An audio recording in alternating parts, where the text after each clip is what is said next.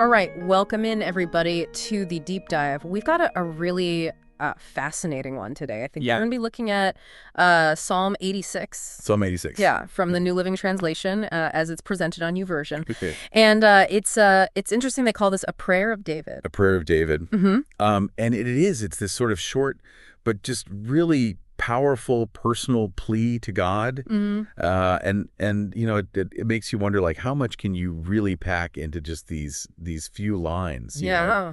of ancient prayer? Like, what's really going on here? Well, it's remarkable how even in a short text like this, you can find so many layers of emotion, Yeah. and like a real grappling with faith and these big questions. It's pretty incredible. Yeah, and it really starts right off the bat. I mean, the opening lines, Right. David is saying, "Bend down, O Lord, and hear my prayer. Answer me, for I need your help. Protect me, for I am devoted to you. Save me, for I serve you and trust you. You are my God." And what strikes me right away is just this combination of, like, desperate need. But then right alongside it is this really firm statement of loyalty and devotion. Oh, absolutely. Yeah. So what do you make of that? Like, why do you think those two elements appear right there together at the very beginning of this prayer? Well, that's a great question. I mean, it's almost like,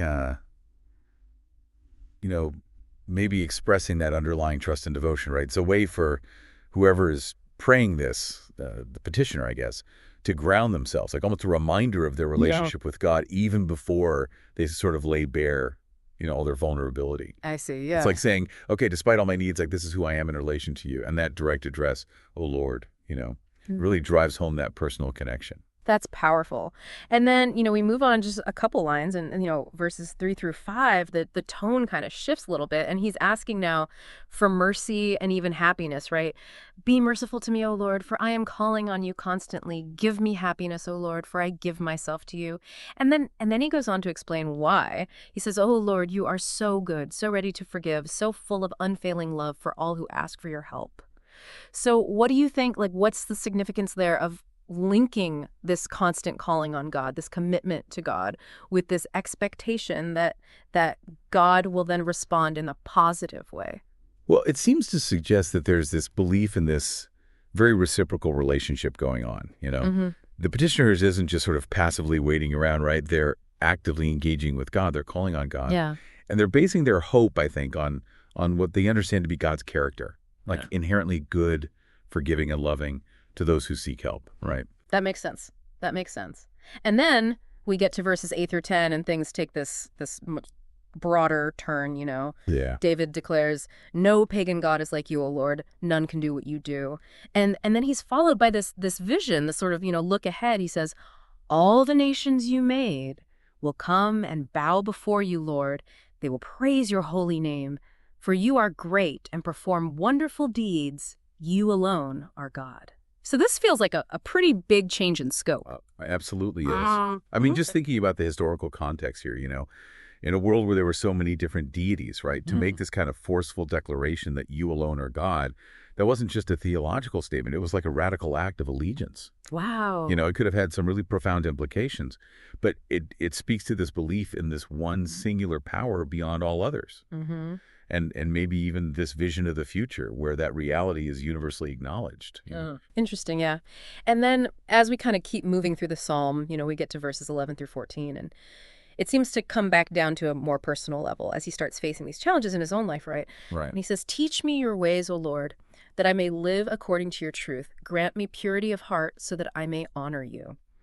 So this is like a request for guidance, but it's also tied to this idea of inner integrity, right? Yeah, exactly. It's not just about getting external help, but this desire for internal transformation. Yeah. Wanting to learn God's ways, having a pure heart. It reflects this deep commitment to living a life that aligns with his face. Yeah. And then, of course, it's almost jarring how he mentions his enemies. Yeah. Oh, God, insolent people rise up against me. A violent gang is trying to kill me. I mean, it's this stark reminder that this prayer was written in a real-world context with very real threats and dangers.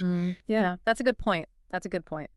And finally, in the last few verses here, verses 15 through 17, he kind of goes back to describing God's nature. He says, but you, O Lord, are a God of compassion and mercy, slow to get angry and filled with unfailing love and faithfulness. And he concludes with these more specific requests. Look down and have mercy on me. Give your strength to your servant. Save me, the son of your servant. Send me a sign of your favor. Then those who hate me will be put to shame, for you, O Lord, help and comfort me.